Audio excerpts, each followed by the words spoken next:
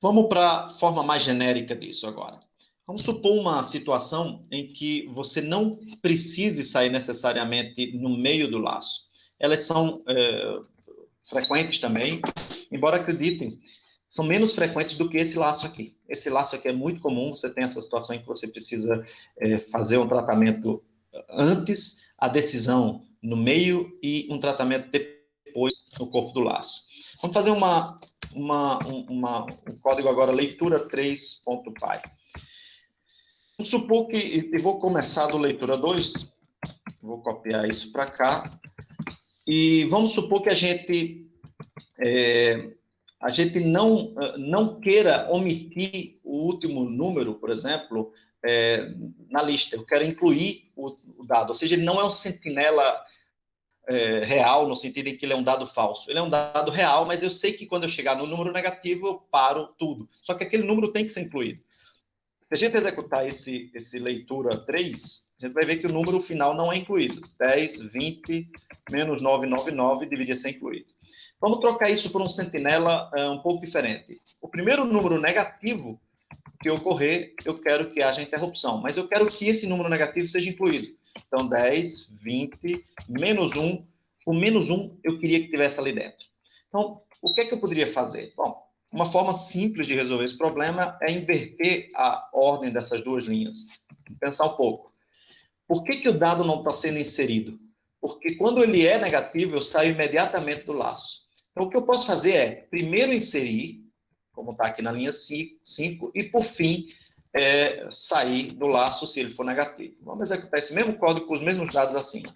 10, 20, menos 1. Você vê que agora o menos 1 foi incluído na lista e a gente tem o comportamento que a gente espera. Se a gente fosse desenhar o grafo do fluxo de execução desse novo trecho, você vai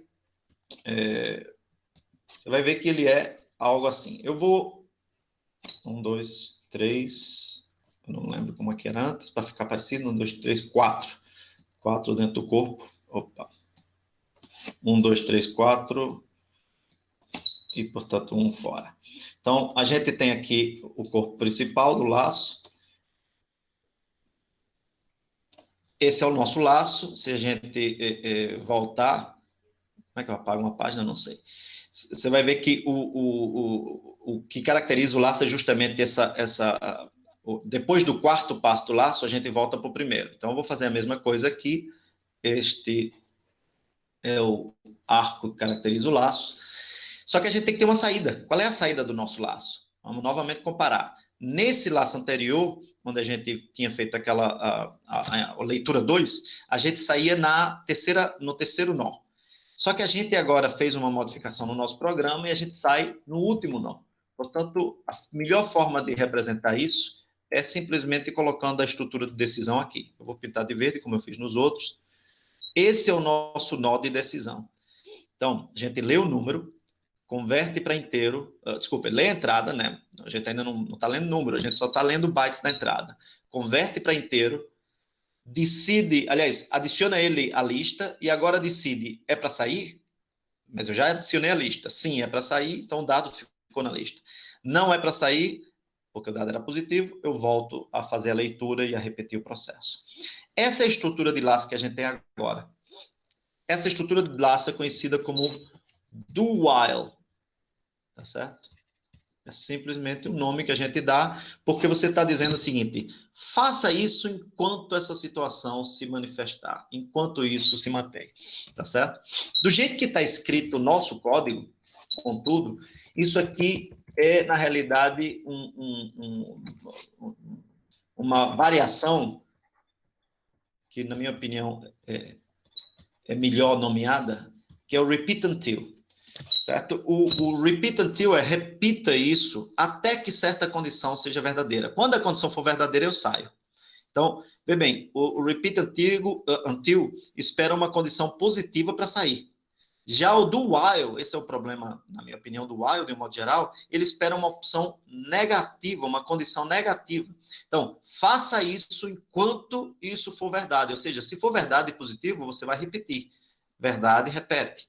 não é verdade, eu saio. Então, o do while espera uma condição negativa para sair e o repeat until espera uma condição positiva. Mas, estruturalmente, são a mesma coisa. O repeat until é usado em Pascal e linguagens relacionadas a Pascal, Algol, coisas do tipo. E o do while é vindo de linguagens do estilo C. Python não tem do while. Python não tem do while e, portanto, você não pode escrever um do while. Se você insiste em ter um do while, porque isso aqui está mais para um repeat until, o que você deve fazer é negar, usar uma negativa da condição. Bom, mas qual é a negativa para manter o comportamento? Qual é a negativa de número ser menor do que zero? É número ser maior ou igual a zero. Lembre, a negativa de número maior do que x maior do que y não é x menor do que y, é x menor ou igual do que y. É muito comum a gente cometer esse erro quando está codificando.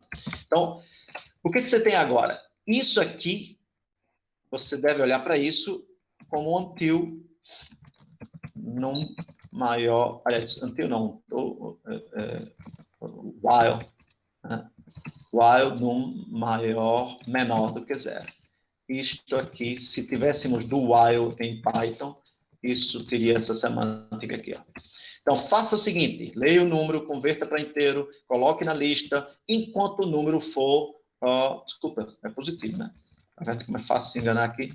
Enquanto o número for positivo, repita. Então, ele fica repetindo isso aqui enquanto o número for positivo. O primeiro negativo que houver, se o número que ele tiver na mão, no instante que ele chega na linha 6, for negativo, ele sai. Ou seja, ele espera uma condição negativa para poder sair. Quando isso aqui for falso, essa condição for falsa, é que ele sai. Repito, isso não existe em Python. O que a gente tem é somente o while para esse tipo de laço. Como é que a gente simula isso? Novamente, while true, if isso aqui for verdade, lembrem, se isso aqui for verdade, tem que ser repetido. Portanto, o que eu quero é a negativa disso. Se não é verdade que número é maior que zero, saia. Então, você vê que a gente consegue o efeito do while em Python, simplesmente usando while e break. Tá? Ou loop leave, se você preferir. Você vê que o loop leave é o mais genérico de todos. Porque ele me permite implementar o do while, o repeat until, o loop leave real, com a saída no meio, e a gente vai ver que ele também permite, inclusive, o while convencional, tá certo? Vamos executar esse código, só que para isso a gente precisa converter ele para Python. 10, 20, 203, menos 1. Está ali. 10, 203, o menos 1 incluído. Vamos só raciocinar um pouco sobre a natureza desse laço. Qual é o menor processo que eu consigo executar aqui? 0. Não tenho como fugir do 1, do 2, do 3, do 4. Agora sim eu posso não voltar a executar o laço e, portanto, passar direto para o 5. Quais são os outros processos? 0, 1, 2, 3, 4. Vou repetir de novo. 1, 2, 3, 4. E necessariamente só depois do 4 eu tenho 5. Ou seja, se eu tivesse que escrever isso de forma genérica, 0, 1, 2, 3, 4, 5. E este é o trecho que se repete com esse laço. Você vê que ele é... Por isso que, quando a gente começou a conversar de laço, esse é o laço mais fácil de desenhar. Esse é o mais convencional.